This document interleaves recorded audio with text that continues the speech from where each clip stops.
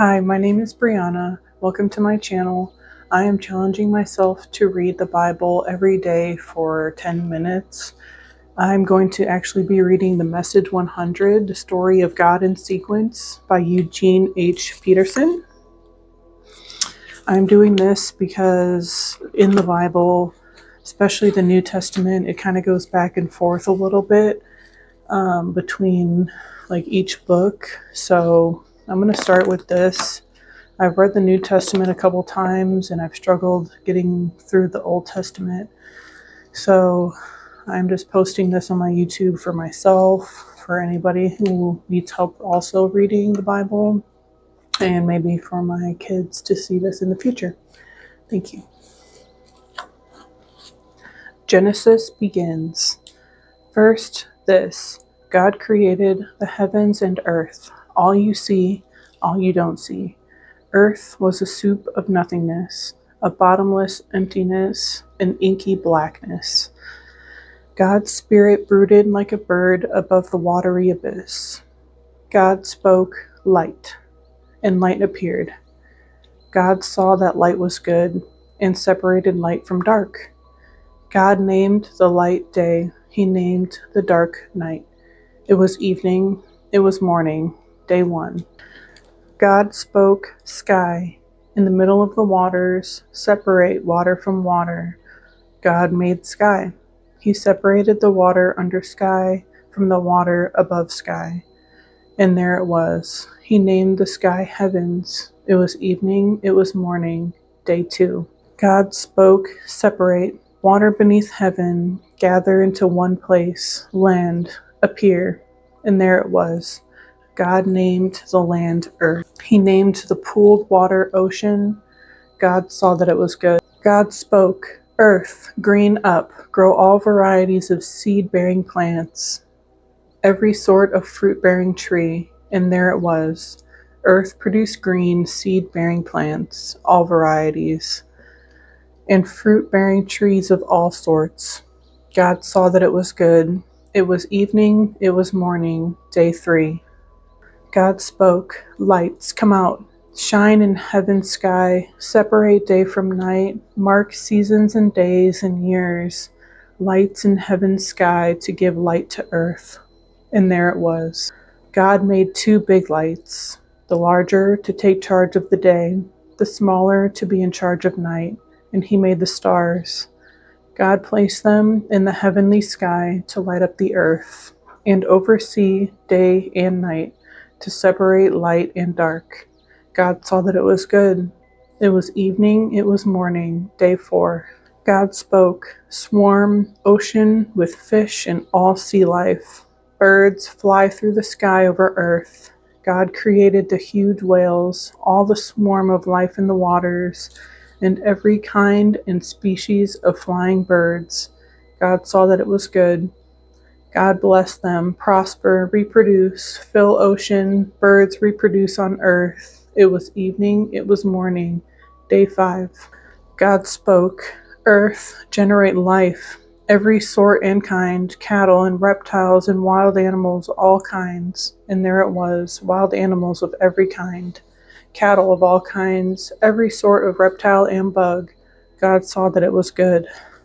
God spoke, "Let us make human beings in our image, make them reflecting our nature, so they can be responsible for the fish in the sea, the birds in the air, the cattle, and yes, the earth itself, and every animal that moves on the face of the earth." God created human beings. He created them godlike, reflecting God's nature.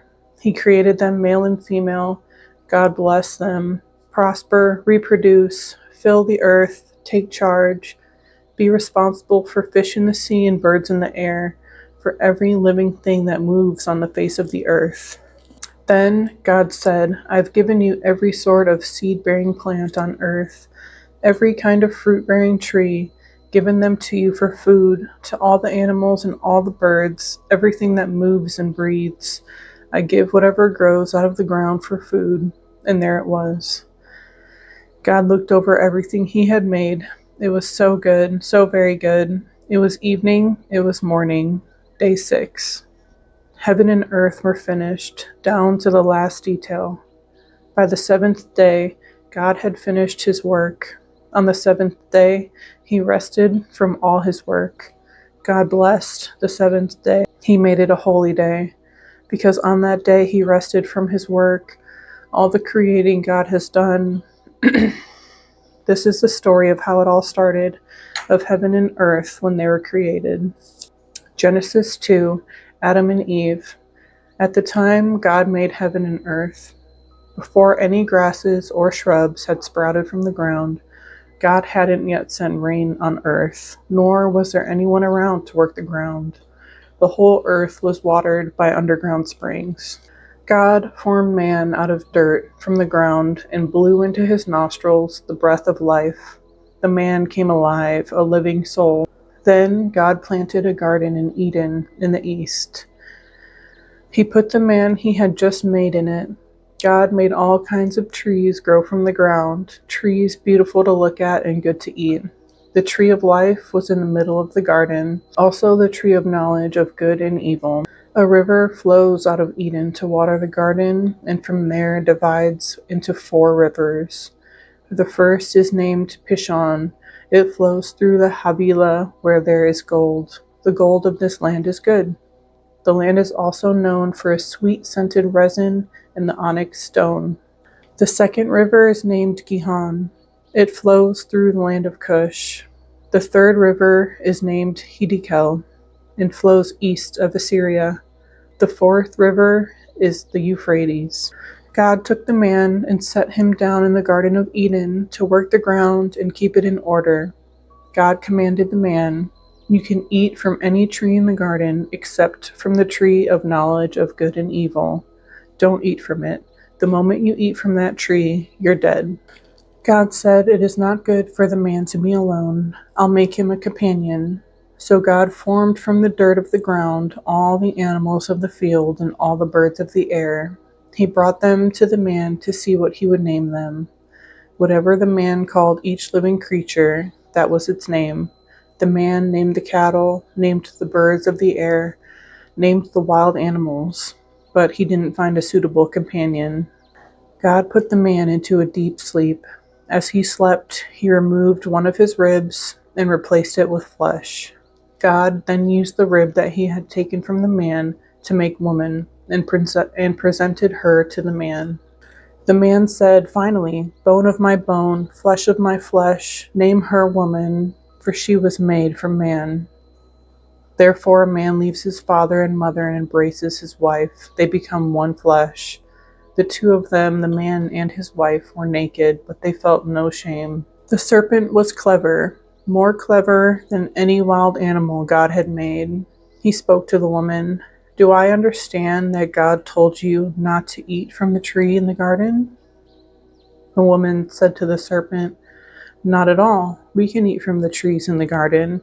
It's only about the tree in the middle of the garden that God said, 'Don't eat from it. Don't even touch it, or you'll die.'" The serpent told the woman, "You won't die.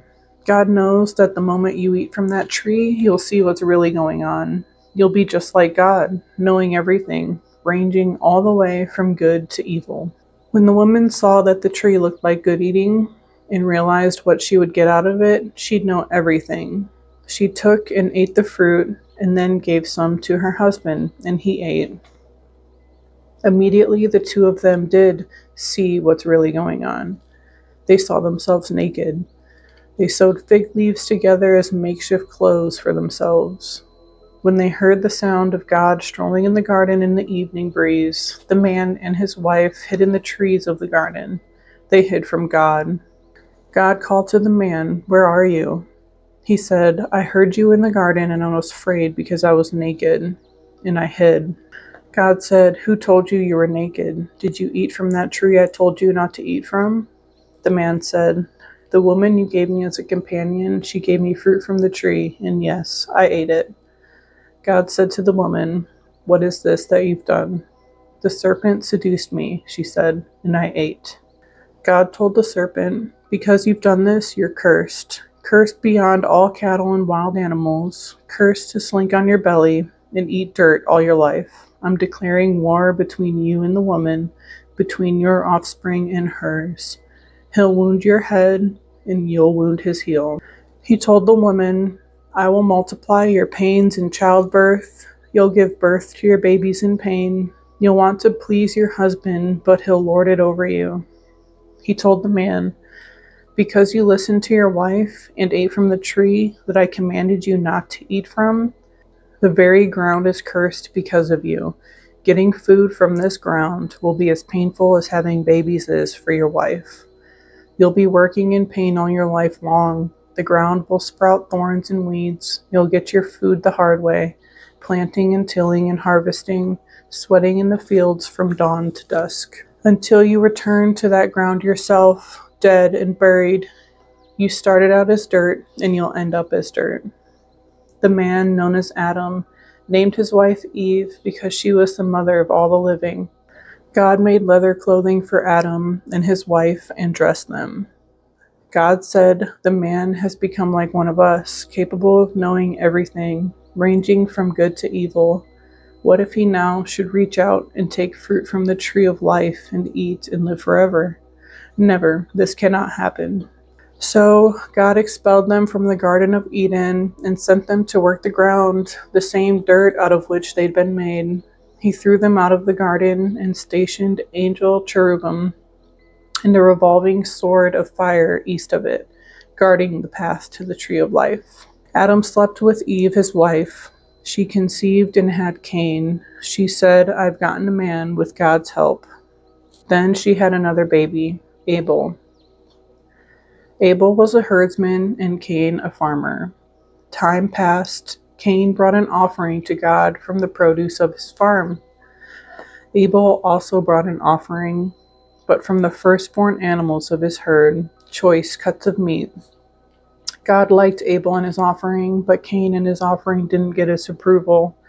Cain lost his temper and went into a sulk. God spoke to Cain, why this tantrum? Why the sulking? If you do well, won't you be accepted? And if you don't do well, sin is lying in wait for you, ready to pounce. It's out to get you. You've got to master it. Cain had words with his brother. They were out in the field. Cain came at his brother and killed him. God said to Cain, where is Abel, your brother? He said, how should I know? Am I his babysitter? God said, what have you done? The voice of your brother's blood is calling to me from the ground. From now on, you'll get nothing but curses from this ground.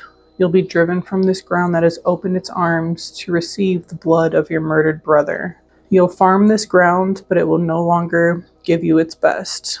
You'll be a homeless wanderer on earth. Cain said to God, my punishment is too much. I can't take it. You've thrown me off the land, and I can never again face you. I'm a homeless wanderer on earth, and whoever finds me will kill me. God told him, no, anyone who kills Cain will pay for it 7 times over. God put a mark on Cain to protect him so that no one who met him would kill him. Cain left the presence of God and lived in no man's land, east of Eden. Cain then slept with his wife. She conceived and had Enoch. He then built a city and named it after his son Enoch. Enoch had Irad. Irad had Mehujael. Mehujael had Methuselah. Methuselah had Lamech. Lamech married 2 wives, Adah and Zillah. Adah gave birth to Jabal, the ancestor of all who live in tents and herd cattle. His brother's name was Jubal, the ancestor of all who plays the lyre and the flute. Zillah gave birth to Tubal-Cain, who worked at the forge, making bronze and iron tools.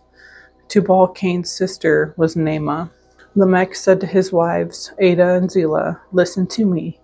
Your wives of Lamech, hear me out. I killed a man for wounding me, a young man who attacked me. If Cain is avenged 7 times, for Lamech it's 77. Adam slept with his wife again. She had a son whom she named Seth. She said, God has given me another child in place of Abel, whom Cain killed. And then Seth had a son, whom he named Enosh. That's when men and women began praying and worshiping in the name of God. Thank you for joining me, and I will see you guys on the next video that I post. Bye.